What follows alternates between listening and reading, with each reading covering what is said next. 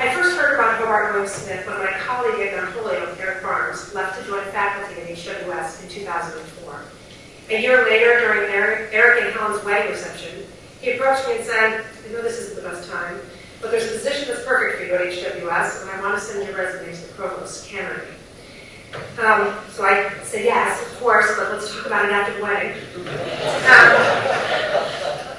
I wasn't looking to change jobs. My family and I were settled in Massachusetts, and I was happy with my work. But Eric was persistent, and I thought I should at least give Hobart and William Smith a chance, so we made the trip to Geneva. At the end of my first day of interviews on campus, I came back to the hotel, and my husband David took one look at me and said, you like it here? And I did. I did like it here. But I did say to him, let's wait and talk after my second day of interviews, and then maybe I'll have more to say. By the second day, I wanted to come to HWS. The people I met while on campus were engaged, excited, and passionate. I felt that Hobart William Smith would be a place where I could make a difference. What I found when I arrived to take over the directorship of the Center for Teaching and Learning was a faculty body that appreciated the unique culture of interdisciplinary teaching, but who wanted more. They wanted more for themselves and more for their students. They wanted to grow as teachers and mentors, and they wanted their students to fully engage in their learning and go on to do greater things. This is evidenced here. I saw an opportunity to continue to build on that passionate community. The faculty needed to talk, struggle, and get feedback from one another in a safe, risk-free environment.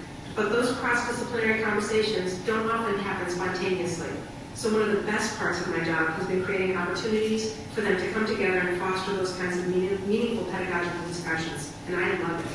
I feel grateful to have opportunities to learn from and challenge faculty on a regular basis. Above and beyond becoming better connected to their practice, the faculty has also been wonderfully open to trying new things, like the Teaching Fellows Program and the Senior Symposium. The Teaching Fellows Program pairs academically stellar students with supportive faculty members, and the program creates an inclusive educational environment on campus where students can engage in learning with their peers. Teaching Fellows staff departmental study spaces where they cultivate student understanding of subject-specific discourse and inquiry, and they model out-of-class engagement. Students benefit when they learn with and from other students. Teaching Fellows are trained to facilitate learning by directing conversation, posing challenging questions, suggesting effective study strategies, and providing feedback. There are currently 9 departments with Teaching Fellows, and the students work in the departments alongside the professors. And that setup creates a looping, a mutuality that's really amazing.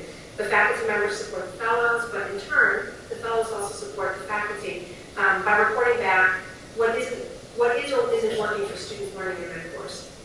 The fellows feel empowered, and they're very invested in helping each other develop their skills. It's a clear success for the fellows and for our faculty, but it's also a success for our students. In the first 3.5 weeks of this semester, 442 students, individual students, visited Teaching Fellows 1,170 times. There's no way we can touch that many students that powerfully through one-on-one tutoring. The success of the program speaks volumes about the dedication of this community to teaching and learning.